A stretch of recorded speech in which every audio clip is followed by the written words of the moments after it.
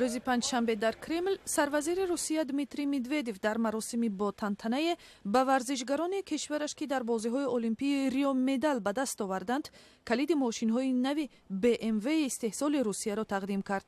барандагони медали тилло бо BMW X6, барандагони медали нуқра бо BMW X4 ва барандагони медали биринҷӣ бо BMW X3 сарфароз гардиданд.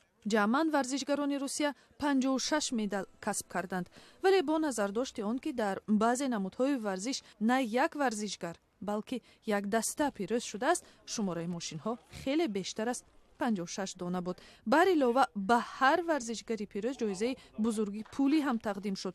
ҳамин гуна расонаҳои хабари Ӯзбекистон ҳам иттилоъ доданд ки дар ин кишвар ҳар барандаи медали тилло $200,000, барандаи медали нуқра $100,000 ва медали биринҷӣ $75,000 ҷоиза гирифт.